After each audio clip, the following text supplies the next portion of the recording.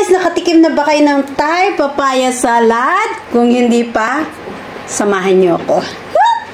Ang cute! Okay, kasi nag-crave ako sa papaya salad. Ito yung maanghang. So, ang kailangan natin is papaya. So, lalagyan ko siya ng carrots. Carrots. Ito yung mga kailangan natin. Lime. At ang bagong isda ng Thai. And what else? Maraming bawang. Yan. Pero papakita ko naman sa inyo. So, ito, babalatan ko muna to. Ito nga pala kailangan. May partner ako dyan eh. Papakita ko sa inyo.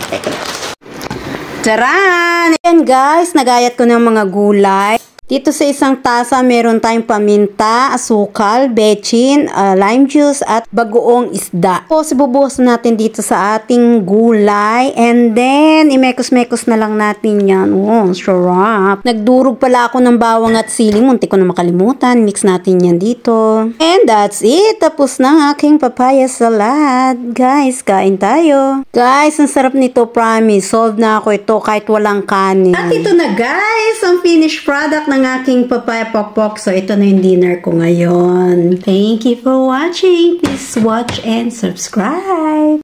Kain tayo, guys! No rice muna tayo ngayon at medyo tinaasan tayo ng blood sugar. So, ito. Ang sarap nito, guys. Promise. Hindi ko masyadong inanghangan. Pero, look.